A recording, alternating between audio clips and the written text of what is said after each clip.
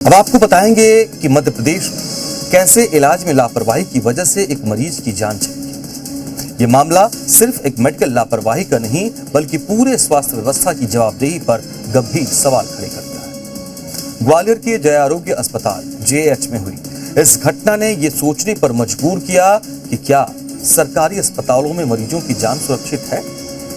सबसे पहला और बुनियादी सवाल, क्या एक ECG रिपोर्ट जैसी अहम जांच में इतनी बड़ी गलती हो सकती है? कैसे हो गई? रिपोर्ट में किसी और मरीज पुष्पा का नाम और उम्र प्रिंट होना केवल तकनीकी त्रुटि नहीं बल्कि सिस्टम की गहरी खामी को दर्शाता है। और इसमें भी इससे ज्यादा गंभीर तो ये कि डॉक्टरों ने इस गलती को नजरअंदाज किया और उसी रिपोर्ट के आधार पर इलाज भी शुरू कर दिया। क्या यह सिर्फ लापरवाही है या जिम्मेदारी से बचने की आदत? यहां सरकार की भूमिका पर भी सवाल उठना जरूरी है।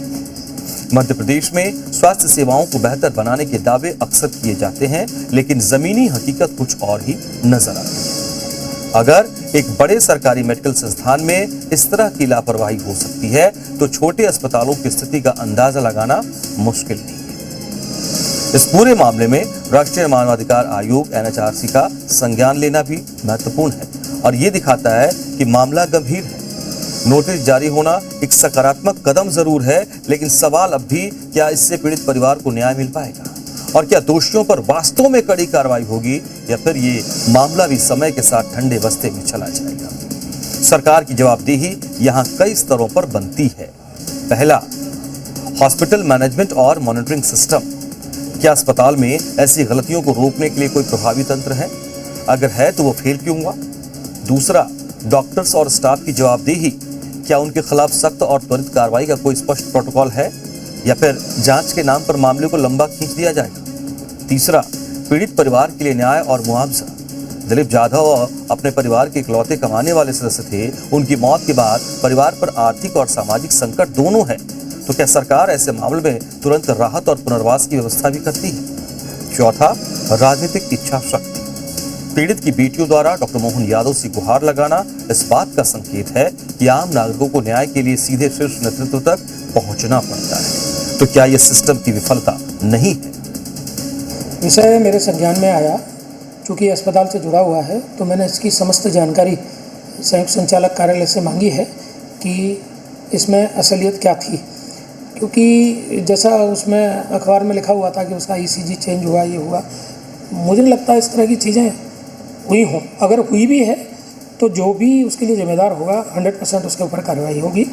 परंतु मैं जब तक पूरी विधिवत रिपोर्ट नहीं देख लेता, सारा रिकॉर्ड मैंने तलब किया है और अगर उसमें कोई भी लापरवाही किसी स्तर पे रही होगी तो वो 100% हम कार्रवाई उसमें करने वाले हैं।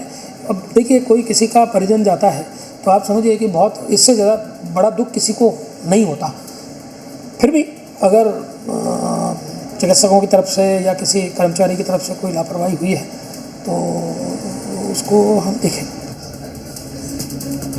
यह घटना एक और बड़े सवाल की ओर इशारा करती है। क्या भारत में सरकारी स्वास्थ्य सेवाएं गरीबों के लिए आखिरी विकल्प बनकर रह गई, जहां गुणवत्ता और सुरक्षा की कोई गारंटी ही नहीं है? सरकार के लिए ये एक चेतावनी है।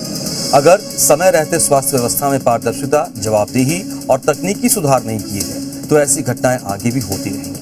केवल जांच और नोटिस जारी करने से समस्या का समाधान नहीं होगा, बल्कि जरूरी है सिस्टम में ठोस बदलाव। ये सिर्फ एक परिवार की त्रासदी नहीं है बल्कि पूरे समाज के लिए एक आईना है, जहां हमें ये तय करना होगा कि हम कैसी स्वास्थ्य व्यवस्था चाहते हैं, भरोसेमंद या लापरवाह।